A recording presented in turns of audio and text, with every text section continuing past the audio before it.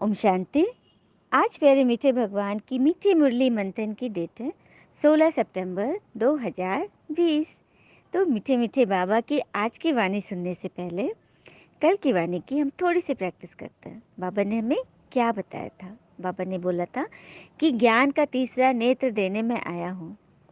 इस नेत्र से तुम सृष्टि के आदि मध्य अंत को जानते हो, अर्थात भूत भविष्य वर्तमान तीनों को अच्छी रीति पहचान कर त्रिकालदर्शी की स्टेज पर बैठकर कोई भी बात को अच्छी रीति निश्चिंत होकर करते हो, जिससे तुम्हें सफलता 100% मिलती है ना। और प्रश्न था, शेरनी बच्चियां बच्चे किस बात को मतलब सिद्ध करके मतलब बताते हैं, मतलब डंके की चोट पर बोलते हैं। तो बस भगवान आए हैं, भगवान ज्ञान पढ़ा रहे। ईश्वर सर्वव्यापी नहीं है। हाँ, भगवान ही हमें हर बात से बचा रहे हैं। हाँ, तो ये बात कौन कह सकता है? शेरनी बच्चियां ही ना। आत्म समझदार पिता को याद करेगी तो वे कर्म विनाश होंगे। परमात्मा समझेंगे, हाँ, तभी मैंने भगवान को हम मन से याद करेंगे, मन बुद्धि क्लीन एंड क्लियर होगी, तभी हमारे विक्रम विनाश होंगे। योग अग्नि तभी तो तीव्र जलेगी ना। हाँ, तो ये बात है। और वरदान दिया था, अलबेलेपन की नींद को तलाक देने वाले निद्रा जीत बनो। अलबेलापन अर्थात टालमटोल की स्थिति। अभी नहीं, 2 घंटे बाद। 2 घंटा आया, फिर दोपहर में करते हैं, दोपहर नहीं शाम में, शाम नहीं रात, रात नहीं कल, कल नहीं परसों। वही बात है। इस चीज़ को हमें हमेशा के लिए समाप्त करना होगा। यह बाबा ने हमें कल बहुत अच्छी रीति समझाया था। और आज बाबा कह रहे हैं, पिता आए हैं सबके दुख हर सुख देने, इसीलिए तुम दुख हरता के बच्चे किसी को भी दुख मत दो। बहुत सुंदर बात है। भगवान आए हैं हमें सुख देने, हमारे दुख हरने। तभी तो हम ईश्वर को कहते हैं ना, दुख हरता सुख करता। हाँ, भगवान हमें सुख देने आए हैं।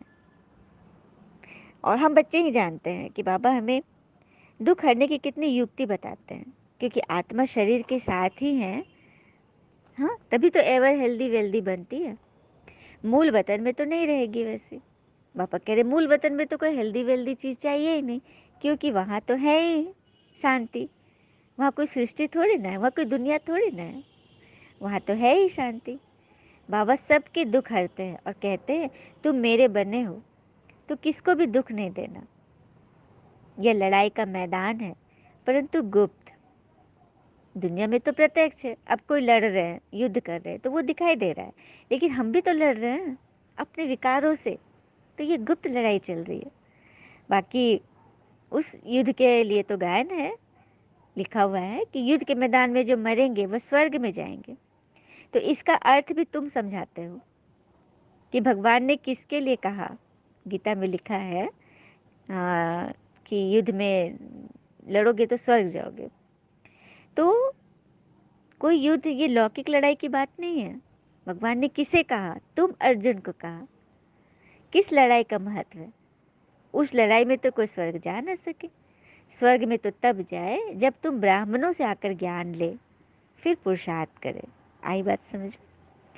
स्वर्ग में तो तभी जाएंगे, हाँ, जब हम अपने विकारों से लड़ाई करेंगे। उस लड़ाई में जीते जी इस देहभान से ऊपर उठ जाएंगे। शरीर का नामो निशान न हो हमारे जीवन में, माने शरीर के विकारों का, तभी हम स्वर्ग जाएंगे। यह बात बाबा बता रहे कि क्यों ऐसा लिखा हुआ था। तो न किसी को दुख देना है, न दुख लेना भी नहीं है। जनरली क्या होता है, जो अच्छे बच्चे होते किसी को दुख तो देते नहीं, लेकिन दुख लेने में तो एक्सपर्ट है। हाँ, कहते भी है ना कि पेड़ कटने का किस्सा ना होता जब कुल्हाड़ी के पीछे लकड़ी का वो हिस्सा ना होता। इस बात पे रामायण की कथा याद आती है। रावण का प्रसंग है। जिस वक्त रावण मृत्युशैया पे था, गिरा पड़ा था, चोट लगी हुई थी, नाभिक कुंड से अमृत सूख गया था, उस वक्त श्री राम जी ने लक्ष्मण जी को भेजा कि जाओ इनसे ज्ञान लेकर आओ। पहले लक्ष्मण तो बहुत गुस्सा किए कि रावण उस पापी से क्यों ज्ञान लूं जिन्होंने मेरी भाभी का अपहरण किया। हाँ, मुझे क्या ज़रूरत उससे ज्ञान लेने की। लेकिन जब राम जी ने कहा कि तुम्हें जाना चाहिए, तो वो गए। तो रावण ने जब देखा तो रावण ने मुंह फेर लिया। तो वे फिर लौट कर आए राम जी के पास, बोले कि उस रावण ने तो मुंह फेर लिया। तो राम जी तो समझ गए, फिर बोले चलो मैं भी चलता हूँ। और वो गए, हाँ, तो चरणों के पास खड़े थे। और लक्ष्मण जी क्या किए थे, सर के पास खड़े हुए थे। जब लक्ष्मण जी पूछा तो लक्ष्मण बोले कि मुझे लगा कि सर के पास अभी मृत्यु की ओर है, कब्र में पाँव लटका हुआ है, तो वहीं पर से मैं उनके मुख से सुन लूँगा, जोर से तो बोल नहीं सकेंगे, इसलिए मैं वहाँ पे था।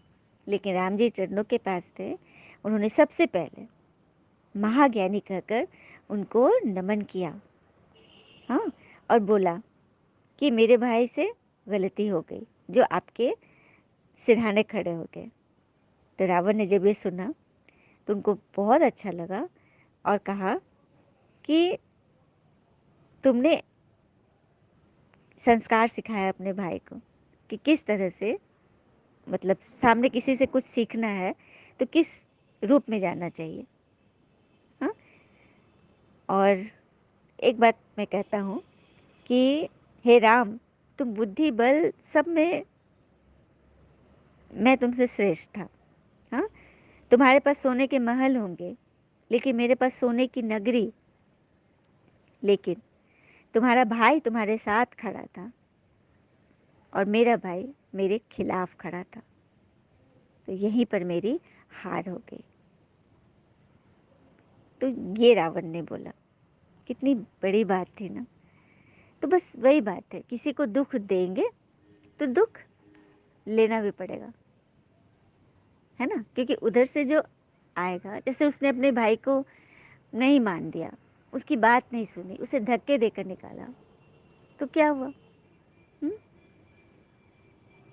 तो वही बात है, सबके दुख हरने हैं, सबको गले लगाना है। प्रश्न है, ऊंच पद पाने वाले बच्चे की मुख्य निशानी क्या होगी? उत्तर, वे सदा श्रीमत पर चलते रहेंगे, कभी हट नहीं करेंगे, अपने को आपे ही रास तिलक देने के लिए पढ़ाई पढ़ेंगे, अपने को कभी घाटा नहीं डालेंगे, सर प्रति रहमदिल और कल्याणकारी बनेंगे।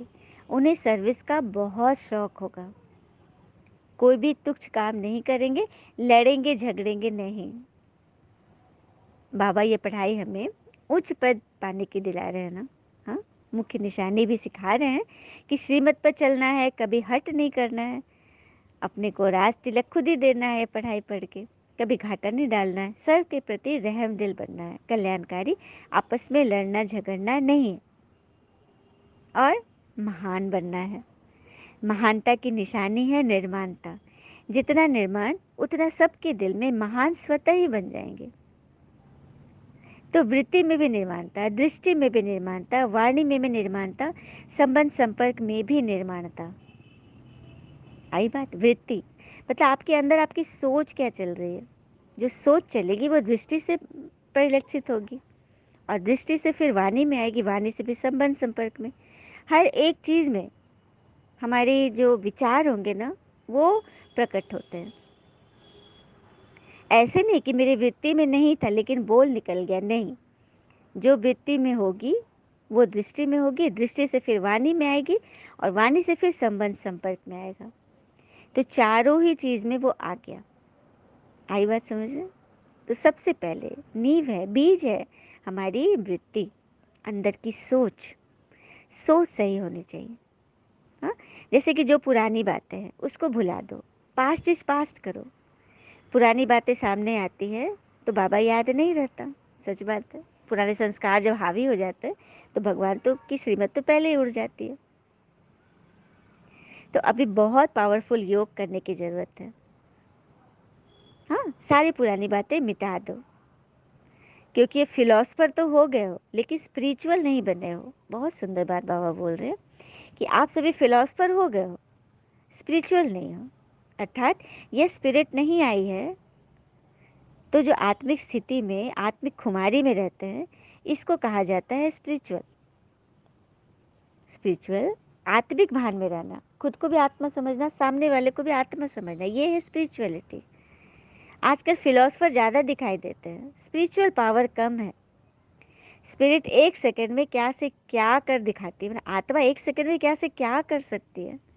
जैसे जादूगर एक सेकंड में क्या से क्या दिखा देते हैं ना, वैसे स्पिरिचुअलिटी वाले में भी कर्तव्य की सिद्धि आ जाती है, उनके हाथ में सिद्धि होती है। यह है हर कर्म हर संकल्प में सिद्धि स्वरूप बनना। तो सिर्फ पॉइंट सुनना सुनाना, इसको फिलॉसफी कहा जाता है। तो फिलॉसफी का प्रभाव अल्पकाल का पड़ता है और स्पिरिचुअलिटी का प्रभाव सदा के लिए पड़ता है। कितनी सुंदर बात बाबा ने बोला ना। तो फिलॉसफर सभी बन गए, ज्ञान सुनना सुनाना सब कर रहे हैं, लेकिन स्पिरिचुअलिटी को कितना धारण किया, हाँ, जिसका प्रभाव सदा के लिए पड़ता है, उसमें हम कितना वक्त दे रहे हैं, यह बाबा सिखा रहे हैं। कहते भी है ना कि success does not consist in never making mistakes but in never making the same one a second time. सफलता इस बात पर निर्भर नहीं है कि हम मिस्टेक ही न करें, गलतियां ही न करें, लेकिन इस पर निर्भर है कि जो गलती हमसे एक पहले हुई है वह दोबारा न हो। और उचित अनुचित का निर्णय ईश्वर पर छोड़ने वाला सदा सुकर्म जमा करने में व्यस्त रहता है। वह न तो किसी की आलोचना करता है और न ही अपनी आलोचना का उत्तर देता है। बहुत बड़ी बात है, कोई आलोचना हो रही है उसमें भी हमें घुसना नहीं है, उत्तर नहीं देना है। और कहते भी है ना कि जिस कॉपी पर सब विषयों को संभालने की जिम्मेवारी होती है वो अक्सर रफ कॉपी बन जाता है। परिवार में जिम्मेवार इंसान का भी यही हाल होता है। और उस रफ कॉपी को कौन उठाता है, उसे फेयर कौन करते हैं? भगवान, जो हर किसी के प्रति जिम्मेवारी लेने के लिए तैयार रहता है, सबके लिए दिल से सोचता है। हाँ, दुनिया उसे नहीं स्वीकार करती, लेकिन स्वीकार करते हैं भगवान। तो फिर डरना किस बात का? यही तो बाबा हमें सिखा रहे हैं कि तुम्हें न दुख लेना है न दुख देना है। गीते, तूने रात गवाई सोई के और दिवस गवाया खाई के। फिर बाबा ने आगे बोला, कभी तुम सभी वनवाह में हो, वहाँ तुमको बहुत माल मिलेंगे। कहाँ? सत्युग में। तो यहाँ किसी भी तरह का किसी से भी कोई आश नहीं रखनी है। बहुत ही सिंपल, बस सैंपल बनना है, नहीं तो देह अभिमान में आ जाओगे। इससे अपनी मत नहीं चलाओ। भल बीमारी व दर्द आदि में भी हो तो फिर भी हर बात के लिए जिम्मेवार कौन है? बाबा बैठा है ना। बाबा को सब बताओ, बाबा को याद करो। श्रीमत तो श्रीमत है ना, निश्चय में ही विजय है। बाबा की राय लेने से में ही कल्याण है। और सर्विसेबल बच्चे को सर्विस का कितना शौक रहता है, सर्विस में नहीं रहते। हाँ, जो सर्विस में रहते हैं वो रहमदिल व कल्याणकारी बनते हैं। तो सबको सर्विसेबल बनना है ना। हाँ, बाबा ने तो कई बार बोला है कि भक्तों की पुकार सुनो, आत्माएं किस तरह से याद कर रही है। हाँ, और आगे फिर बाबा बोल रहे, इस समय आकर मैं तुम सभी को पावन बनाता हूँ। हाँ, आत्मा शरीर में है तभी तो वो दुख सुख सबको फील कर रही है, शरीर ही फील करता है ना। बाकी आत्मा तो निर्लेप है, आत्मा में तो कुछ भी मतलब उसको चोट नहीं लग सकती ना, चोट तो शरीर को लगता है, आत्मा को तो कोई हिला ही नहीं सकता। अच्छा, मीठे मीठे बच्चों प्रति भगवान की नमस्ते। हम बच्चों की भी प्यारे शिव पिता को नमस्ते। और बाबा दिल से सभी आत्माओं की तरफ से आपको very very very good morning. धारणा के लिए मुख्य सार है, पहली पॉइंट, संगम पर बहुत सिंपल साधारण रहना है। यहाँ कोई भी आश नहीं रखनी है, कभी अपने हाथ में लॉ नहीं लेना है, लड़ना झगड़ना नहीं है। जनरली क्या होता है, नहीं किसी ने दो बोला तो हमको भी बोलना ही है। बाबा ने इसकी बिल्कुल मनाही करी है, हाथ में लॉ नहीं उठाना है। दूसरी पॉइंट, विनाश के पहले नई राजधानी स्थापन करने के लिए सबको पिता का पैगाम देना है। पिता कहते हैं मुझे याद करो तो विकर्ण विनाश हो तुम पावन बन जाओगे। चलिए हम सभी बाबा से वरदान लेते हैं। बहुत सुंदर बाबा ने वरदान दिया है और आत्माएं इसको कमेंट में भी लिख रही हैं कि योग की प्रैक्टिस बहुत ज़रूरी है, क्योंकि योग से ही आत्मा शक्तिशाली बनती है ना। बाबा ने बोला ना कि ज्ञान तो सहज है, सुनना सुनाना, मतलब फिलोसफर तो बन गए, अब स्पिरिचुअल बनना है ना, रियल स्पिरिट को धारण करना है, उसमें टिकना है।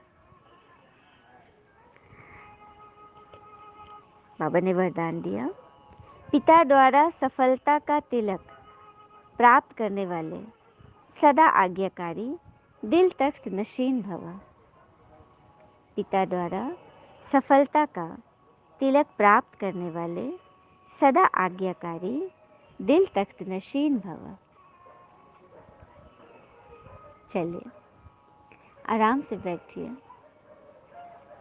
जो चित्र बताई जा रही है उनको विजुलाइज करना है, ठीक है। सब आराम से बैठ जाए, हल्के से। कुछ पल के लिए अपने आप को विश्राम की अवस्था में ले चलिए। चारों तरफ से बुद्धि योग हटाकर भृकुटी तख्त पर मन बुद्धि को एकाग्र करें। मैं आत्मा इस भृकुटी सिंहासन पर विराजमान हूँ। Point of light shining in the middle of our forehead. मैं आत्मा मास्टर सर्वशक्तिवान परम पिता परमात्मा की संतान अत्यंत शक्तिशाली हूँ। मेरे अंदर बाबा ने इतनी पावर भरी है कि मुझे किसी की बात, कोई दर्द छू नहीं सकता। ये तो मेरा शरीर है जो पहले हर्ट होता है, टच में आता है और फिर मेरी बात सुनता ही नहीं।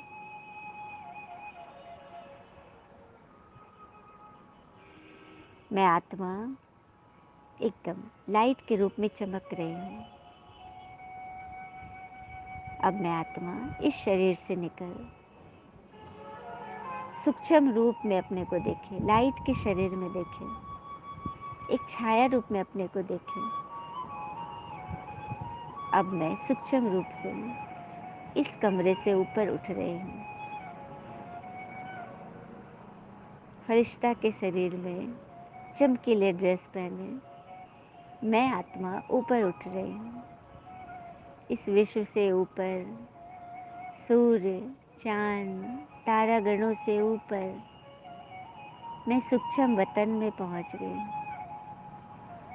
सूक्ष्म वतन अर्थात लाइट का वतन, जहाँ साक्षात बाप दादा बैठे हैं।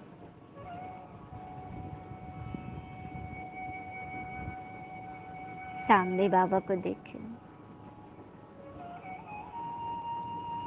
बाबा के मस्तक पर शिव बाबा विराजमान हैं। बाबा के नैनों से अष्ट शक्तियाँ निकलकर मुझ फरिश्ते में समा रही। बाबा का वरदानी हाथ मेरे सर पर है। बाबा हमें सफलता का तिलक लगा रहे हैं। बाबा ने हमें अपने पास बुलाया, अपनी गोद में बिठाया और अपना आज्ञाकारी बच्चा कहकर दिल तख्त नशीन बनाया।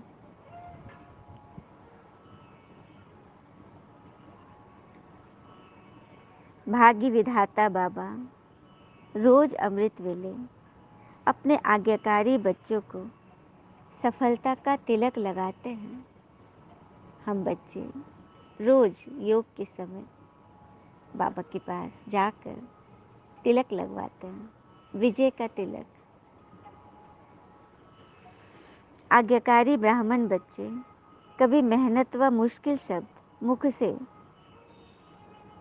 तो क्या संकल्प में भी नहीं ला सकते। वह सहज योगी बन जाते हैं।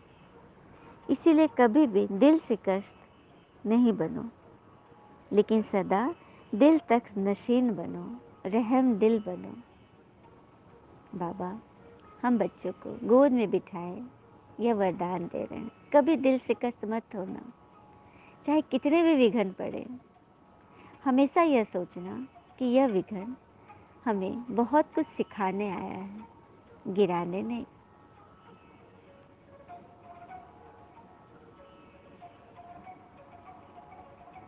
अहम भाव व वहम भाव को समाप्त करो। कभी भी अपने शरीर को अहम मत दो कि मैं फलाना हूँ, मैं ऐसा हूँ, मैं नहीं हूँ तो कैसे हो।